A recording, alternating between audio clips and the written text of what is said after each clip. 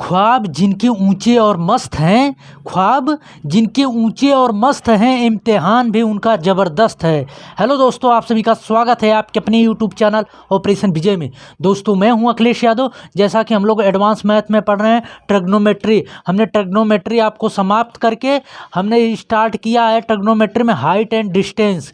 आज इसका दूसरा लेक्चर, इसके पहले एक लेक्चर इस पर हो चुका है एकदम बेसिक से, जिसको कुछ नहीं आता हाइट एंड डिस्टेंस में वहाँ से स्टार्ट किए हैं। कॉन्सेप्ट भी समझाते चल रहे हैं और इसका ट्रिक भी कि कैसे डायरेक्ट जो है क्वेश्चनों को देख के लगा सकते हैं। ठीक, तो एक बार पिछला वीडियो का जो कॉन्सेप्ट जो ट्रिक बताएं एक बार जो है रिकॉल कर लेते हैं तो आगे के क्वेश्चनों को समझते हैं। अगर नहीं देखे हैं, चैनल पे नए हैं तो इसे सब्सक्राइब कर लीजिए और बेल आइकन को दबा लीजिए कि आने वाले वीडियो का नोटिफिकेशन आपको मिलता रहे। नहीं देखे हैं पिछला वाला वीडियो तो उसका लिंक डिस्क्रिप्शन में दे रहे हैं, वहाँ से ज़रूर देख लीजिएगा। देखिए दोस्तों, इसमें पहला होता है हाइट एंड डिस्टेंस में आपका उन्नयन कोण।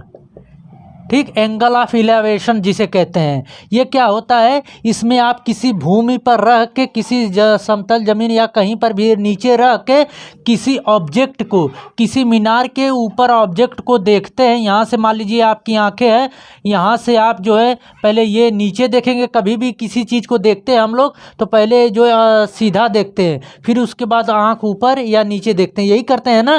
तो पहले हम, जैसे आपकी यहाँ पे आँख है तो पहले आपके ये बॉटम देखेगी, किसी भी मीनार की ये बॉटम मतलब न्यू देखेगी। फिर उसके बाद क्या देखेगी, इसका शीर्ष। जब आपकी आंखें, यानी आपकी आंखें का अर्थ हुआ कि आप ही यहाँ पे हैं, तो बॉटम और शीर्ष के बीच में जो कोण बनेगा थीटा, यही होगा दोस्तों उन्नयन कोण कहा जाता है, थीटा। और एक होता है अवनमन कोण। अवनमन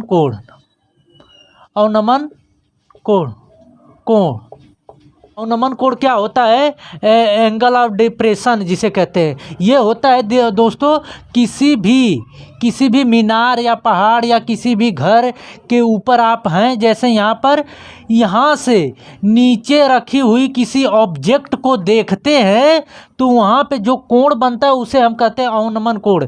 ये ऑब्जेक्ट को यहाँ से इससे मिला दीजिए तो पहले, जैसे मान लीजिए ये आपकी आंखें यहाँ पे हैं, तो पहले क्या करेंगी, पहली बार आप सीधा देखेंगे, किसी भी चीज़ को आप पहले सीधा देखते हैं।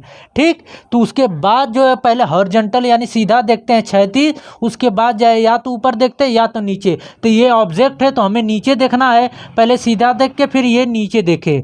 तो इसके मतलब क्षैतिज रेखा और इसके दृष्टि रेखा के बीच जो कोण बनेगा ये होता है अवनमन कोण। ठीक, एंगल ऑफ डिप्रेशन जिसे कहते हैं। अब यहाँ से हम क्वेश्चन को सॉल्व नहीं करते हैं, कभी भी देखते हैं किसी भी कोण का थीटा यहाँ पर है, नहीं, इसको बदल देते कहाँ पर, ये थीटा है तो ये भी थीटा हो जाएगा। कैसे, जब आप ज्योमेट्री पढ़े होंगे, जब हम वहाँ पे बताए भी है, नहीं जानते तो जानिए। जैसे दो रेखाएं अगर समांतर है, कोई तिरछी रेखा अगर इसके काट रही है तो ये कोण अगर थीटा है तो ये भी कोण थीटा होता है। अगर इस तरह इसको काट रहा है तो ये अगर थीटा है तो ये भी कोण थीटा होता है। ठीक, आंतरिक एकांतर कोण से ये थीटा जो है बराबर होते हैं, तो ये थीटा तो ये थीटा अब यहाँ से आप निकाल सकते हैं। आई बात समझ में।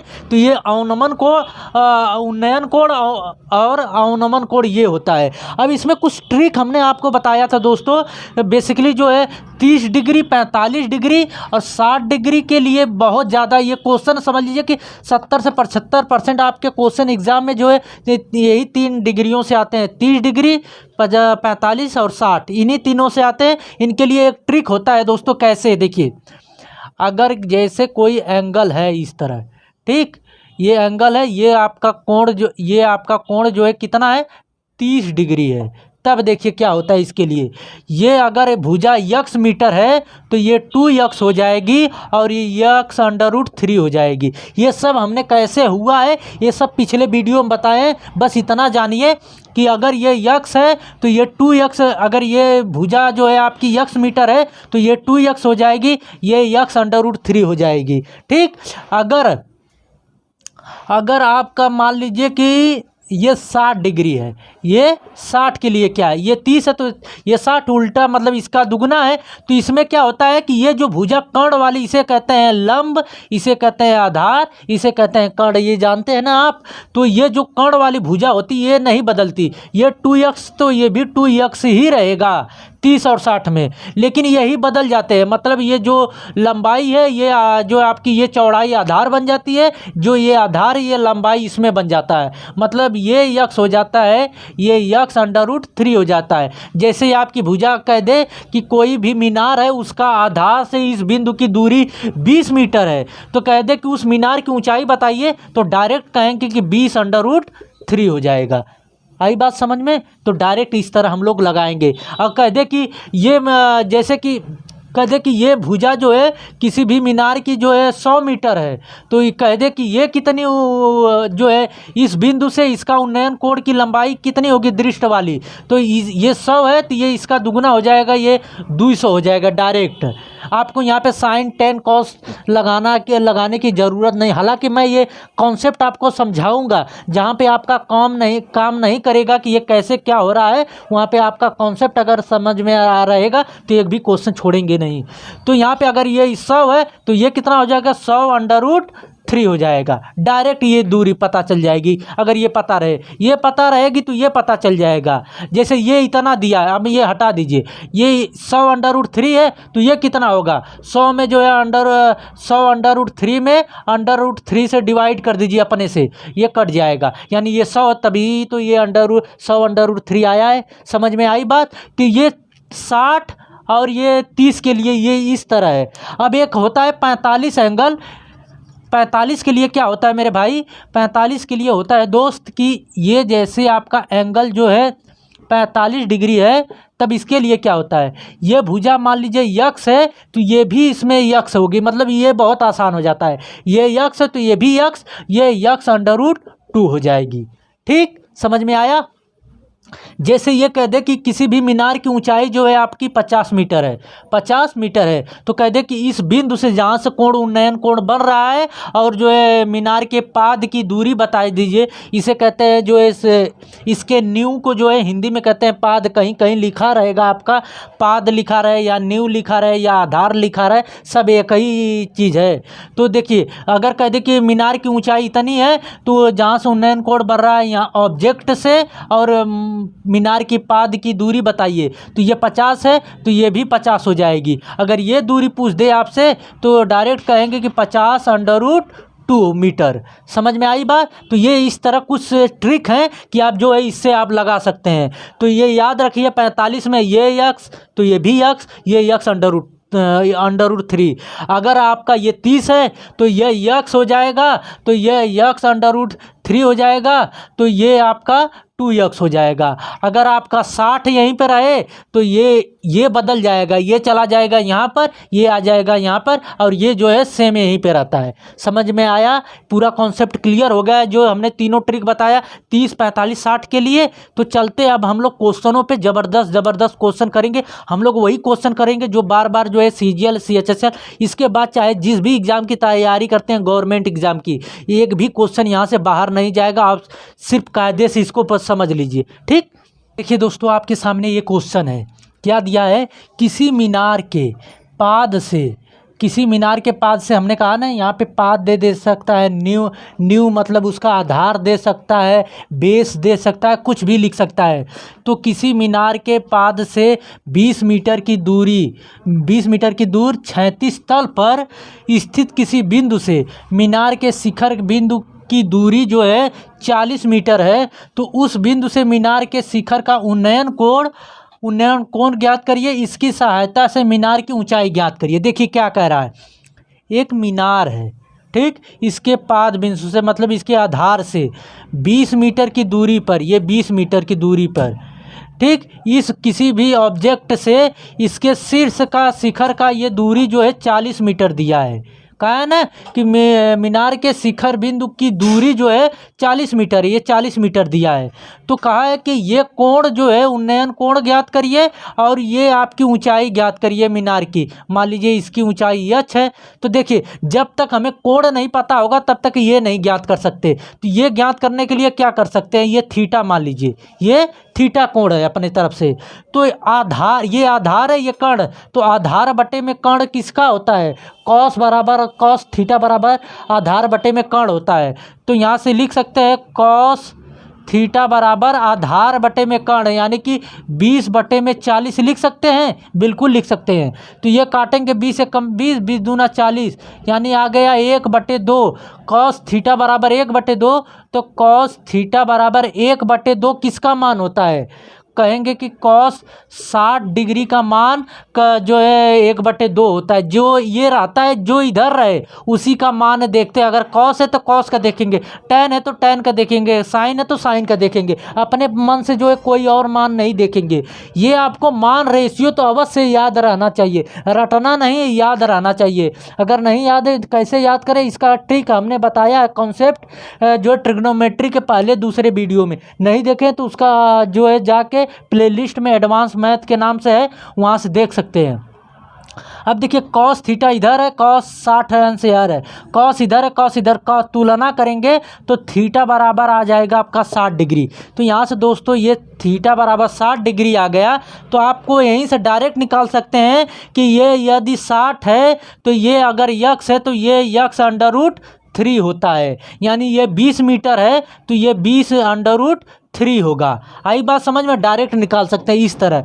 लेकिन आपको अगर यहाँ पे सीखना है कॉन्सेप्ट कैसे क्या करना है तो 20 √3 कैसे आएगा, तो देखिए ये यच है, ये 20 है, तो लंबाई बटे में मतलब कि लंब बटे में आधार किसका होता है, टैन थीटा बराबर लंब बटे में आधार होता है, यानी टैन 60 बराबर होगा यच बटे में 20। टैन 60 बराबर होता है होगा जो है लंबाई लंब बटे में आधार, यानी लंब यच है और जो है आधार 20 है। तो टैन 60 की वैल्यू होती है आपकी √3 बराबर यच बटे में 20। तो यच बराबर आ गया, ये इधर जाके मल्टीप्लाई होगा तो 20 √3 मीटर। आई बात समझ में। तो आप ये कॉन्सेप्ट से लगा सकते हैं, ये नहीं तो डायरेक्ट, ये अगर यक्स है तो ये यक्स √3 होता है, कब होता है जब यहाँ पे उन्नयन कोण यानी 60 डिग्री दिया रहे। तो ये डायरेक्ट हो गया, ये 20 है तो ये 20 √3, नहीं तो यहाँ से आप इस तरह लगा लीजिए। दोनों चीज़ आपको पता रहना चाहिए। आप जो एग्ज़ाम का मेथड ये रहेगा कि डायरेक्ट आप इस तरह लगाइएगा, जब नहीं सोच पाएंगे कैसे क्या होगा, थोड़ा अगर कन्फ्यूजन होने लगेगा तो ये कॉन्सेप्ट याद रहेगा तो आप लगा सकते हैं। ठीक, तो चलते हैं अगले क्वेश्चन पे हम लोग। देखिए दोस्तों आपके सामने ये क्वेश्चन है, क्या दिया है, यदि सूर्य का उन्नयन कोण 30 डिग्री से 60 डिग्री में परिवर्तित हो जाता है तो इन दोनों उन्नयन कोणों पर 15 मीटर ऊंचे खंभे की छाया की लंबाई में अंतर ज्ञात करिए। देखिए क्या होता है, आपको ये चीज़ पता रहना चाहिए, किसी भी ऑब्जेक्ट या खंभा या मीनार से जितना आप दूर जाएंगे कोण का मान उतना कम होता जाएगा, और जितना ऑब्जेक्ट या मीनार या घर के नज़दीक आएंगे कोण का मान बढ़ता जाएगा। देखिए कैसे, जैसे ये चीज़ है, कोई मीनार है, आप इससे जितना दूर चले जाइए, मान लीजिए यहाँ पे अगर 60 डिग्री बन रहा है दोस्तों, यहाँ पे 60 डिग्री बन रहा है, अगर आप यहाँ पे जा रहे हैं तो जितना इससे दूर जाएंगे ऑब्जेक्ट से तो ये आप छोटा होता जाएगा। ये 60 है तो ये 30 हो जाएगा, और जाएंगे तो ये 15 हो जाएगा, और जाएंगे मतलब छोटा होता चला जाता है जब आप इससे दूर होते जाएंगे। आई बात समझ में। और जितने नज़दीक आएंगे, ये 60 हो रहा है, अब यहाँ पे आएंगे 70 बनेगा, यहाँ पे आएंगे 80, और यहाँ पे आपका 90 बनता है, जानते भी हैं। तो यानी जितना ऑब्जेक्ट से दूर होते जाते हैं उतना जो है कोण आपका छोटा होता जाता है।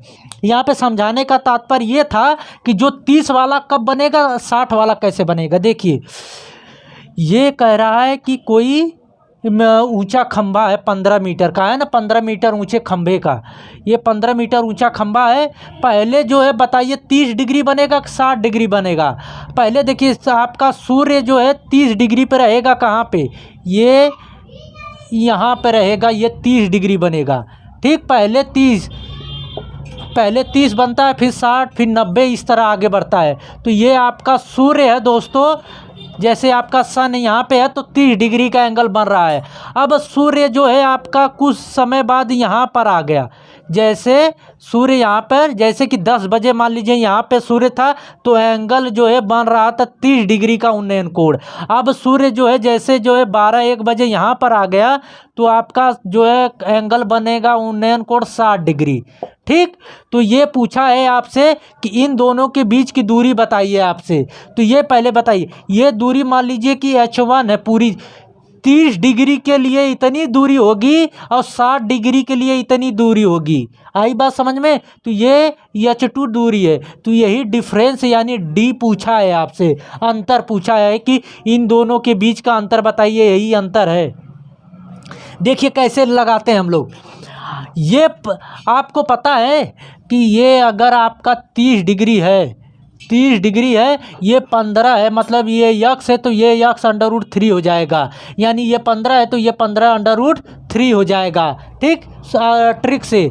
तो ये 15 है तो ये पूरा जो है 15 √3 हो जाएगा। आई बात समझ में? अब ये दूरी कितनी होगी? अब देखिए, ये आपका 60 डिग्री है, ये 60 है, ये 15 है, तो इसमें क्या होता है, ये अगर यक्स है तो ये यक्स √3 उल्टा, इसका उल्टा होता है ये 60 में, तो ये यक्स है तो ये यक्स √3, लेकिन यहाँ पे 15 दिया है तो हमने आपको बताया था कि इसमें क्या करते हैं दोस्तों, इसमें करते हैं कि 15 में √3 से डिवाइड कर देंगे।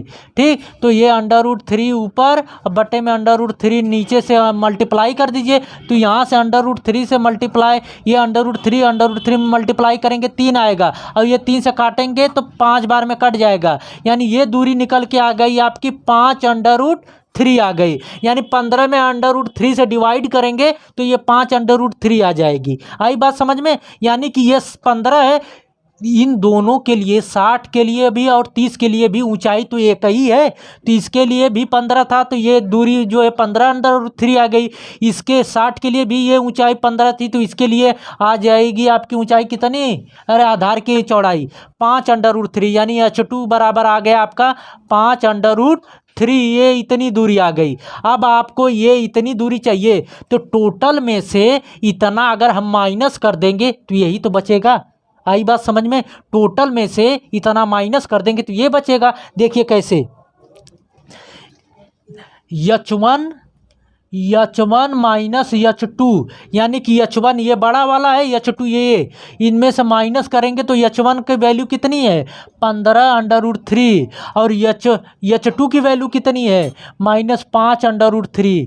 अब ये H1 माइनस H2 का मतलब क्या, डिफरेंस, ये D वाला मान आएगा तो D बराबर ये 15 √3 में से 5 √3 घटाएंगे तो ये 10 √3 मीटर इसकी लंबाई आ जाएगी, डिफरेंस। आई बात समझ में? ये समझ में आ गया। तो जितना ऑब्जेक्ट से दूर होते जाएंगे, इसमें कॉन्सेप्ट क्या था, जितना दूर होते जाएंगे उतना जो है कोण छोटा होता जाएगा। तो पहले जो है इधर 30 बनेगा, ये 60 बनेगा, ये कन्फ्यूजन मत रहिएगा कि इसको 30 बना दीजिए इसको 60, नहीं, ये 30 है, 30 के आगे और जाएंगे 15, ऐसे ऐसे छोटा होता जाएगा, और इधर जितना आएंगे बड़ा होता जाएगा। क्लियर? ये समझ में आया? तो ये इससे लगा सकते हैं। चलते हैं अगले क्वेश्चन पे हम लोग।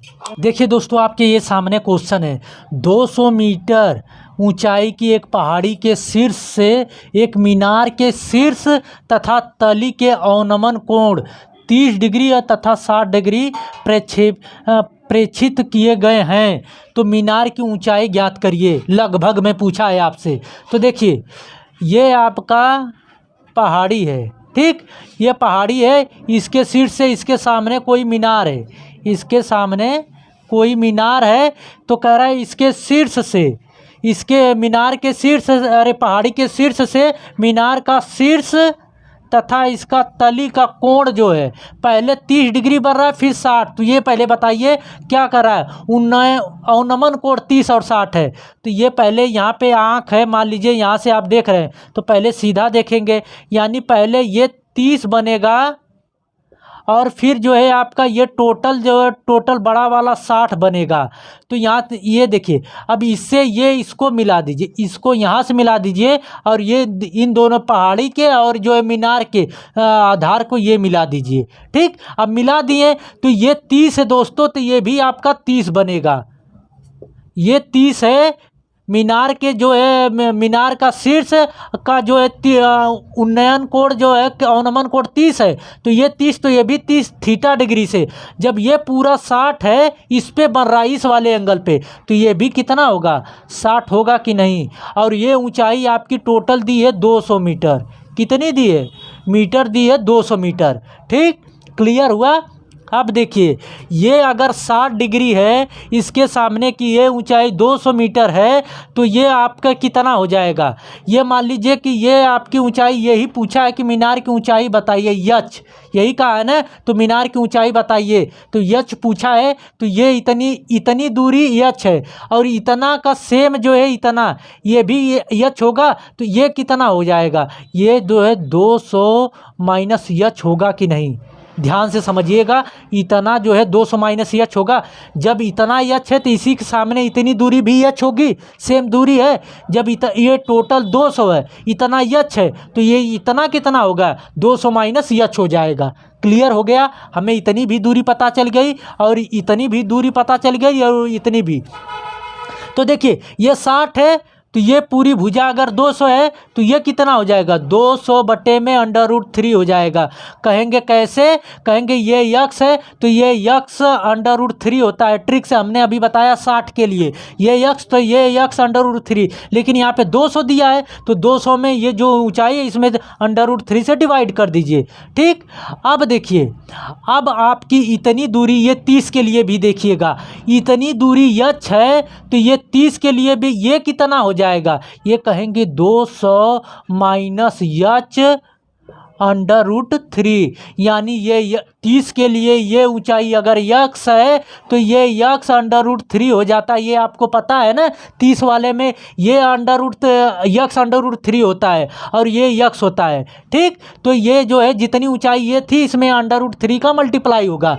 अब आपको यहाँ पे एक चीज़ देखना है, हमें यच चाहिए, तो यहाँ पे एक चीज़ देखिए, इतनी दूरी और ये इतनी दूरी बराबर है कि नहीं, ये पहले बताइए। इतनी दूरी और इतनी दूरी बराबर है, यानी कि ये दोनों आपस में बराबर होंगे, तो यहाँ से हमें यच की वैल्यू पता चल जाएगी। तो यहाँ पे आपका 200 माइनस यच गुणे √3 बराबर ये 200 बटे में √3, ये √3 इधर जाएगा तो मल्टीप्लाई हो जाएगा इसमें, तो ये 3 बन जाएगा। अब 3 का इसमें मल्टीप्लाई करेंगे तो ये 600 माइनस 3 यच, ठीक, बराबर ये 200, तो 3 यच बराबर आ गया आपका 200। ये 600 में से इसको माइनस कर दीजिए, तो कितना आ जाएगा 400, और यच बराबर आ गया 400 बटे में 3, यानी ये कितना लगभग आ जाएगा, आपका आ जाएगा लगभग दोस्तों ये 133.33 मीटर। यच बराबर लगभग में पूछा था, देखिए लगभग में पूछा है, तो यच बराबर आ गया आपका 133.33 मीटर। आई बात समझ में। तो इस तरह आप इसको लगा सकते हैं। ये ऊंचाई 200 थी, ये इतना यच था, तो इतना 200 माइनस यच हो जाएगा। और जब ये दोनों, ये 200 है तो ये 60 के लिए, तो ये 200 है तो ये 200 बटे में √3 हो जाएगा। ये अगर 30 के लिए ये 200 माइनस यच है इतनी दूरी, तो ये 200 माइनस यच इंटू √3 हो जाएगा। अब आपको इतनी दूरी बराबर है, तो इन दोनों के बराबर से यहाँ से यच की वैल्यू निकाल सकते हैं। ठीक, समझ में आया। तो आई होप कि ये वीडियो आप लोगों को अच्छी लगी होगी दोस्तों। तो अभी तक चैनल को सब्सक्राइब नहीं किया, सब्सक्राइब कर लीजिए और बेल आइकन को दबा लीजिए कि आने वाले वीडियो का नोटिफिकेशन आपको मिलता रहे। वीडियो कैसी लगी इसे कमेंट के माध्यम से ज़रूर बताइएगा। मिलते हैं नेक्स्ट वीडियो में। जय हिंद।